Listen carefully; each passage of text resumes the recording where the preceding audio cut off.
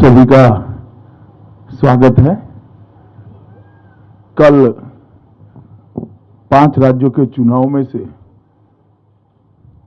2 राज्यों में प्रथम चरण का मतदान समाप्त हुआ है। सबसे पहले तो मैं भारतीय जनता पार्टी की ओर से, हमारे अध्यक्ष श्रीमान नड्डा जी की ओर से, देश के प्रधानमंत्री जी श्रीमान नरेंद्र मोदी जी की ओर से, दोनों राज्यों की प्रथम चरण में मतदान जो हुआ है, इसलिए दोनों राज्यों की जनता का हृदय से धन्यवाद करना चाहता हूं कि भारतीय जनता पार्टी के तरफ में भारी मात्रा में मतदान कर उन्होंने इस चुनाव में हमारे लिए शुभ संकेत दिए हैं। पश्चिम बंगाल में 84% से ज्यादा मतदान और आसाम में 79% से ज्यादा मतदान, ये मतदाताओं का भारी उत्साह बताता है। ये दोनों राज्य, आसाम कुछ सालों पहले और बंगाल इस चुनाव के पहले हर चुनाव में चुनावी हिंसा के लिए जाने माने वाले राज्य हैं। दोनों जगह मतदान शांतिपूर्ण हुआ है। एक भी व्यक्ति की जान कहीं पर नहीं गई है। मैं मानता हूं ये लोकतंत्र में आने वाले दिनों के लिए दोनों राज्यों के लिए शुभ संकेत है। मित्रों, दोनों राज्यों के कार्यकर्ता, हमारे जो फील्ड में बूथ तक के पार्टी के प्रचार करने वाले प्रमुख लोग हैं और जिला स्तर और प्रदेश स्तर के हमारे नेतृत्व गण से चर्चा करने के बाद मैं मानता हूं कि बंगाल में हम 30 में से 26 सीट से ज्यादा भारतीय जनता पार्टी विजयी हो रही है और प्रचंड बहुमत के साथ सीटें जीत रही हैं। हमारी सीटें भी बड़ी मात्रा में बढ़ रही है और सीटों पर जीत का अंतर भी, मार्जिन भी बहुत बड़ी मात्रा में बढ़ रहा है। जहां तक आसाम का सवाल है, 47 में से 37 सीटों से ज्यादा, 37 सीटों से ज्यादा भारतीय जनता पार्टी विजय प्राप्त करेगी। इसके साफ संकेत भारतीय जनता पार्टी की चुनावी मशीनरी से हमें मिले हैं और मैं मानता हूं कि दोनों राज्यों ने एक सकारात्मक मतदान किया है। असम के अंदर आतंकवाद मुक्त असम, आंदोलन मुक्त असम, विकास के रास्ते पर चल पड़ा हुआ असम, रोजगारी के रास्ते पर चल पड़ा हुआ असम, इसके पक्ष में साफ मैंडेट दिखाई पड़ता है।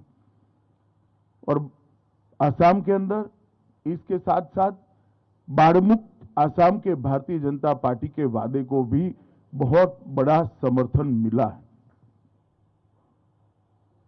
प्रधानमंत्री मोदी जी के नेतृत्व में असम के अंदर जो विकास हुआ है, वहां की हमारी सरकार, हमारे मुख्यमंत्री श्री सर्बानंद सोनोवाल और हेमंत विश्व शर्मा की जोड़ी ने जिस प्रकार से अभूतपूर्व विकास असम के अंदर किया है, इसको बड़ा जन समर्थन मिलता हुआ दिखाई पड़ता है।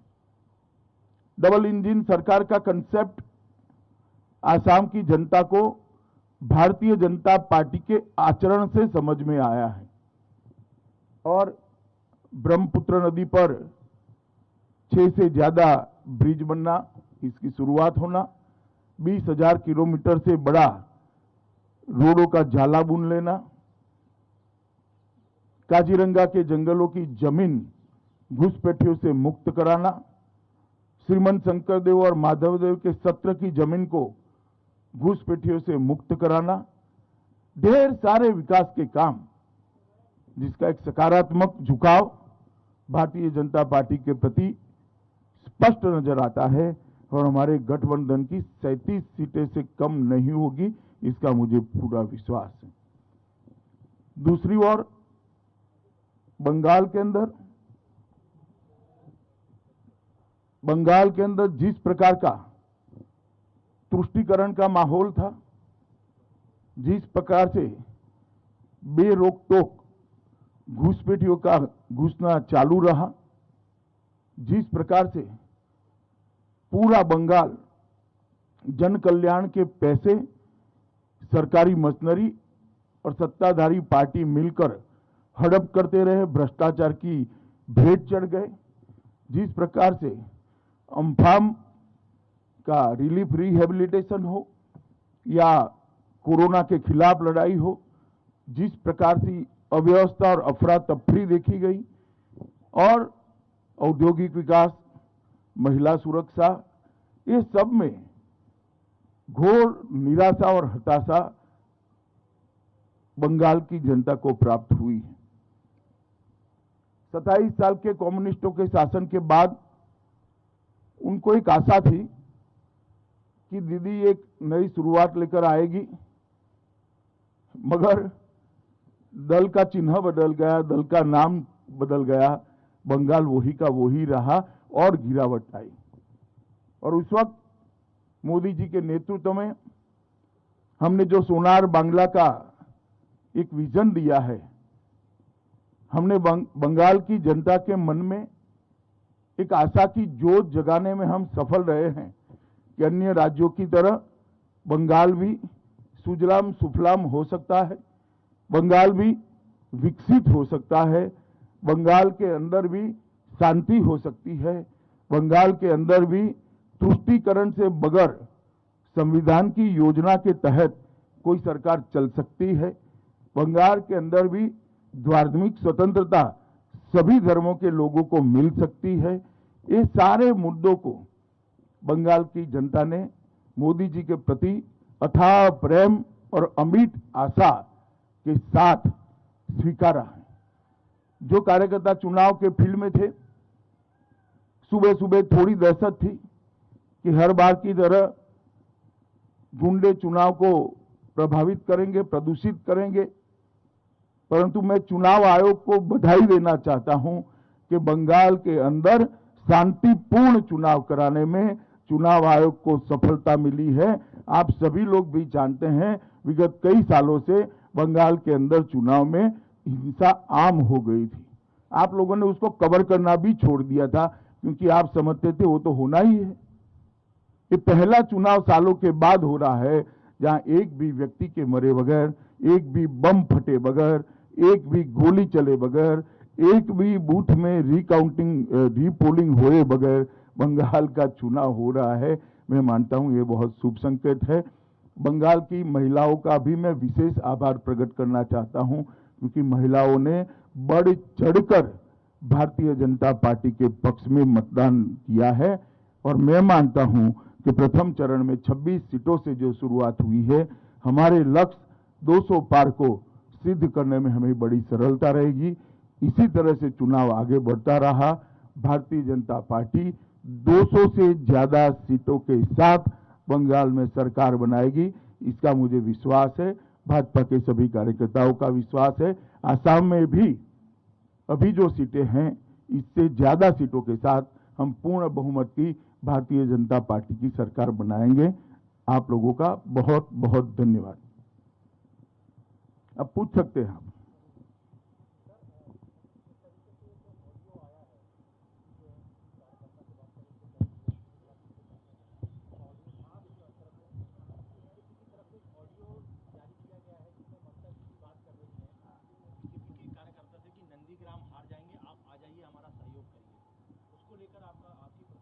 मेरी कोई प्रतिक्रिया नहीं हो सकती। हर एक को अधिकार है अपना समर्थन जुटाने का। ममता जी भी जुटा रही है, इसमें क्या है?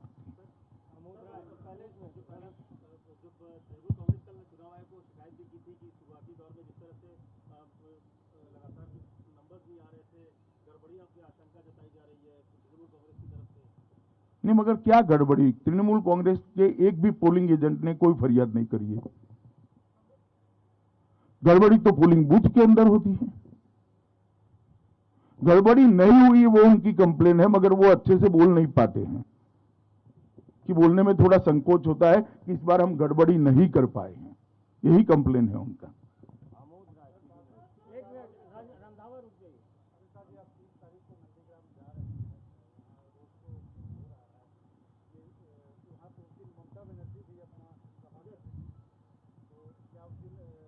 नथिंग स्पेशल, नंदीग्राम हमारे लिए एक सीट है।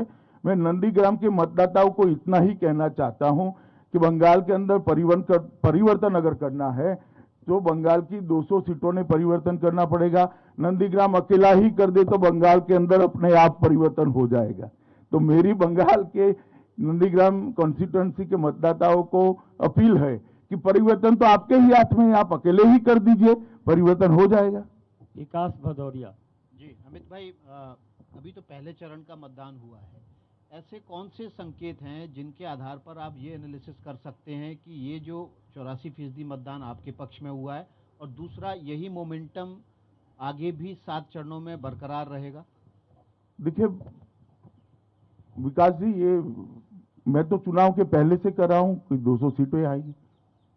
आप लोग कई बार मेरी बात मानते नहीं है, मगर मैं बताता हूं 200 से ज्यादा सीटें आएगी, क्योंकि जब हम प्रचार में जाते हैं, जब संगठन के काम करने के लिए जाते हैं, बंगाल की जनता के जो उद्गार होते हैं, बंगाल की जनता की जो भावनाएं होती है, इनकी संवेदनाएं होती है, वो हमें स्पर्श करती हैं और इससे मालूम पड़ता है कि बंगाल की जनता त्रस्त है।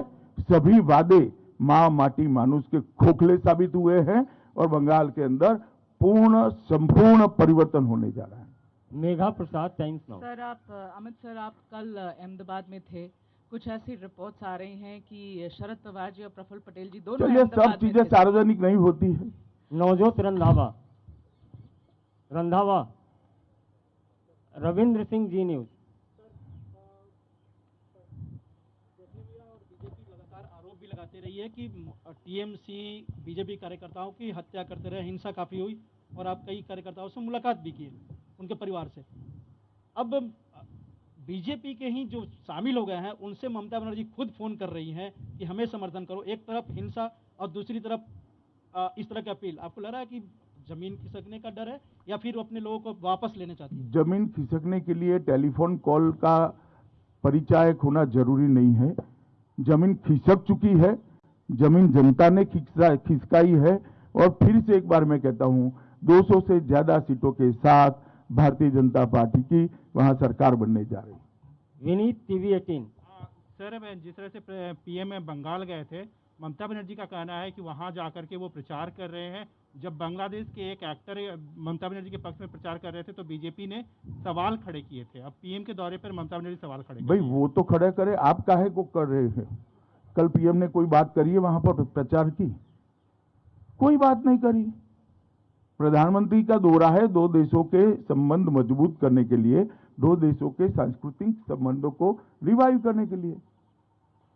वहां पर उन्होंने ना चुनाव की बात करी है, ना ममता दीदी को कुछ कहा है, ना भाजपा के लिए कुछ कहा है। नंदिता, प्रतिदिन।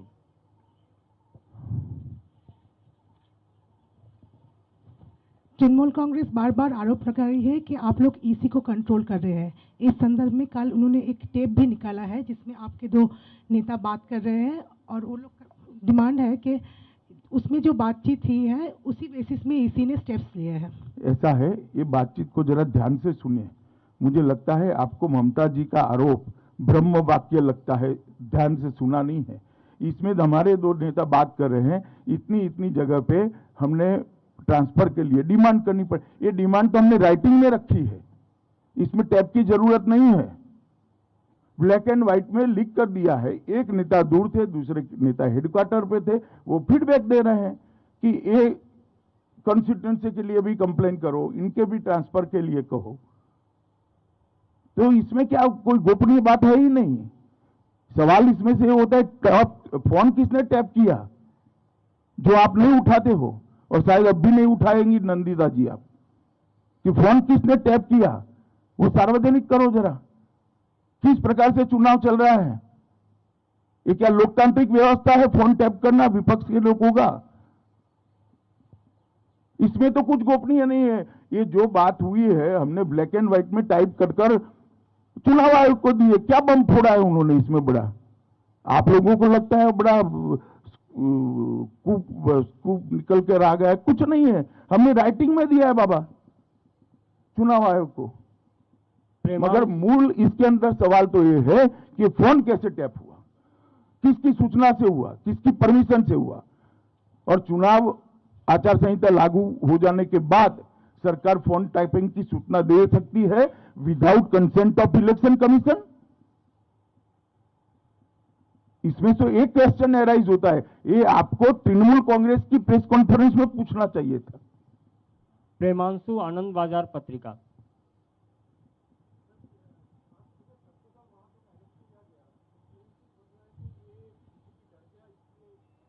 वहां चुनाव समाप्त हो चुका है, आपको इंफॉर्मेशन नहीं है। कल चुनाव पैक हो चुका है, कल तक चक्रधर महतो ओपन थे।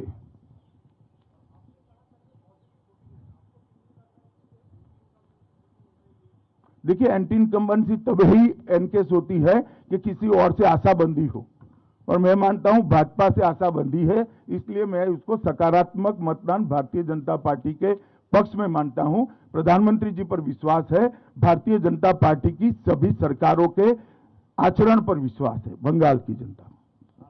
जी जरा माइक ले लीजिए। सर, जिन जगहों पर अभी चुनाव होना बाकी है वहां पंचायत चुनाव और लोकसभा चुनाव में देखा गया था कि हिंसा हुई थी, तो क्या लग रहा है इस बार पूरी तरह से बंगाल में हिंसा की खबरें सामने नहीं आएंगी? पहली बार ऐसा चुनाव होने जा रहा है पश्चिम बंगाल में। मैं तो आशा करता हूं नहीं आएगी और नहीं आना चाहिए।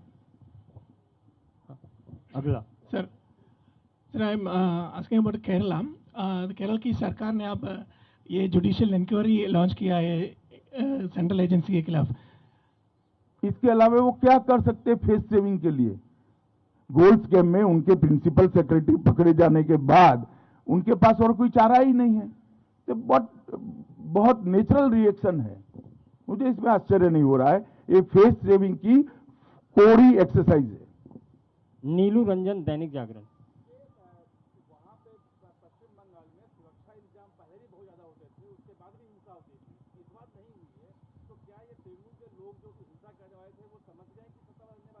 नहीं, जनता की जागृति इतनी है कि जनता से हिंसा करने वाले डरते हैं। शीला भट्ट। बोलिए। Sheila Bhatt from Dainik Bhaskar online. अमित भाई, एक दिल्ली मीडिया में ऐसा माहौल है जो समझने वाले और जो ग्राउंड विजिट करके आए हैं कि इस वेस्ट बंगाल इलेक्शन बहुत रोचक है, लेकिन इस वक्त उसके एनालिसिस में माना जाता है कि भारतीय जनता पार्टी का मोमेंटम है, लेकिन ममता बनर्जी भी अपना दम दिखा रही है और टीएमसी की एज है।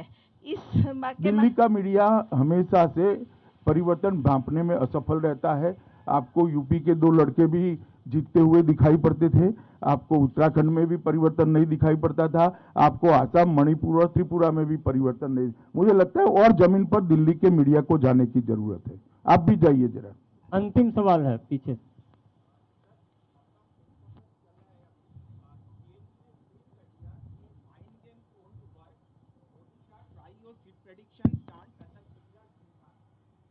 क्या ये आपका प्रेस कॉन्फ्रेंस चलती?